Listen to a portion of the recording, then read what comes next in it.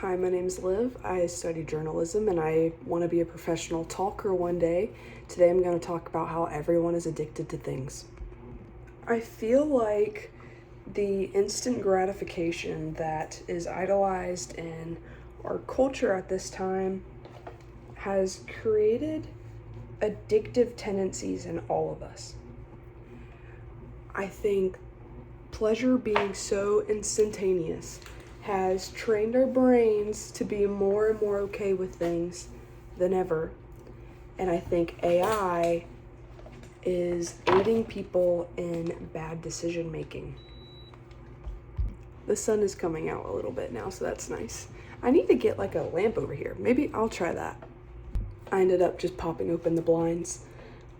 So basically, I was going to say, I think social media culture is normalizing addiction. And even if you're not using a legitimate substance, so many people nowadays are struggling with social media addictions. Internet culture more than ever. Oh, are you okay, Poochie? You can do it. Internet culture more than ever is shrunken down into niche groups, and you can find a community in anything. Even people in corporate America have created an internet subculture among zenning. There's even like language and dialogue and inside jokes for people who zen and are a part of that community. What do they call it? Like a upper decky, quadruple floopy, all sorts of random stuff. These curls are not turning out very good. Look how long the ends look. We'll keep playing with it and see how it comes out. But yeah, there's all this like inner lingo for people who are a part of that group, and makes you want to pop a Zinjamin. And then people who take psychedelic drugs. I mean, there's tons and tons of communities you can find online where they take different cartoons and stuff like that, and they have all these trippy edits to watch and stuff like that. And if you go on Reddit, there's all these subgroups where you can talk to people about the different substances you're using and what brands and where you're buying it from. If you don't do actual drugs per se and you're interested in wellness and what do they call it? Is it red pill or something? All of that like weird internet subculture. I mean, you talk in Reddit about what different Chinese dealers to talk to buy your peptides that are labeled for research, but people are taking them. So I think that internet culture and social media creates this cycle of addiction and normalizing it, because it becomes like a cultural thing or like a community space. And even if you don't do any drugs like me, you're still so addicted to social media and knowing what's up and wanting to be in the know that you spend so much time on your phone that you have a phone addiction. If you have a different type of social media addiction, which is like the people who compare themselves and feel bad about themselves and stuff like that, you become addicted to approval and feeling better about yourself and stuff like that. And that's why people use these filters and feel ugly in real life, because the best version of them only exists on their cell phone. I think that's really unfortunate, because when I was little and I was in elementary school, I used to love getting to go to the library to look at all the books and wander around and not be in class. And I especially loved the computers in the library, and I loved getting to click like, the internet icon had like the little E on it and stuff. I loved looking things up. I would look things up, and I loved research papers because I would just get to be playing on the internet and learn lots of things, because I would purposefully pick subjects to research that we didn't have books on. And this is elementary school. Like, I was not doing any groundbreaking research. I was just writing little one-page papers about sunflowers, but I would love looking up the sunflower and checking out all of the diagrams on them and blah, blah, blah, blah, blah. And at the time, I felt like I was doing this really important thing, you know, but now I look back at them and you can tell that a second grader just drew a picture of a sunflower. I did sunflowers and snakes and a bunch of things. I'll have to find them to try to show you guys them. But yeah, there's so many different types of addictions nowadays, and everybody is doing it. Also, something too, because I live kind of in a more rural area of the United States, kratom apparently is huge. I've just been starting to do a bunch of research on kratom, and apparently it's like way more, like the withdrawals and getting off of it is worse than heroin. You can buy it in a gas station. I mean, at that point, you might as well just huff paint or something. I don't know, that's crazy. I feel like there's so many sub-internet groups in the world that I'm aware of simply because I have a screen addiction, and that includes all these like weird drug groups and stuff. Oh, girl, what's going on with you? Oh, that's better. That's more like it. Look how much hair I got on my head. I just got stuff going on everywhere, don't I? Back to the whole phone thing, because that's something I struggle with. I was reading now, at my big grown age, not my second grader self, but I was reading this research paper about how people are able to sue Meta for preventing harm to teenagers and preteens and children, because all of their research was showing that it was very harmful for teens and children, and they did nothing to prevent people from getting on the platforms and getting addicted.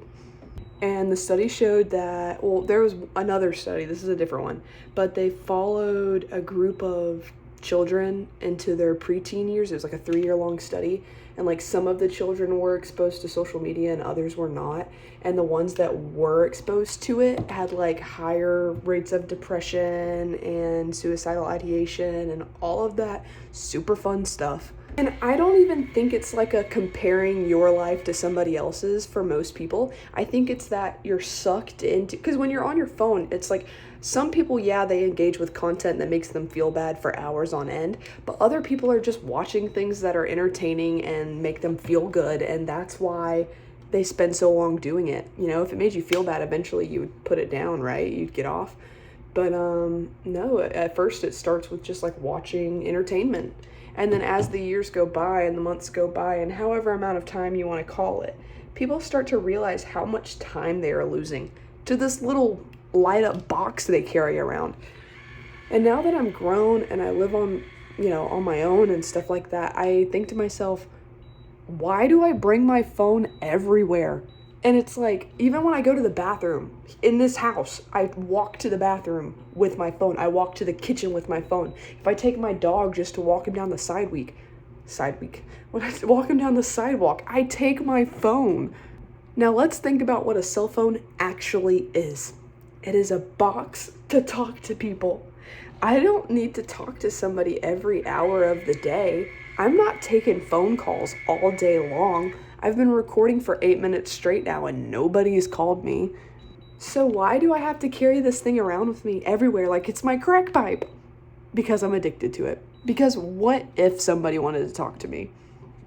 But let's keep it real. We're not using our phones to talk to people at all times. When I walk into a store, I could totally put my phone down in my purse. But guess what? I won't. Because I'm scrolling reels while I'm shopping. So now it's gotten to the point where I'm trying to help myself, but I don't know what to do because I can't get rid of it. Like, it's not like it's crack. I don't have to have crack to live or to function or to do my job, but like my work is attached to my phone, my camera is attached to my phone, my navigation system is attached to my phone, my music is attached to my phone. Those all used to be separate devices. Now they're one thing. I feel like the big what do they call them? I had to look up what Silicon Valley was the other day because I just didn't know. But apparently it's like a part of California where all of the big tech companies are like in one spot. So I'm going to call Meta and all the people responsible for this box I carry around, my light up box, my cell phone. I'm just going to call them Silicon Valley.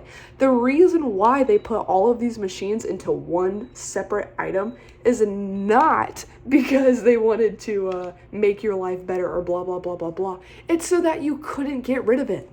They knew you'd get addicted to it, and now you can't get rid of it. So it's like, think about it. Wouldn't they want to put out the best radio systems and the best cameras and the best blah, blah, blah, blah, blah, and make you buy all of the products individually?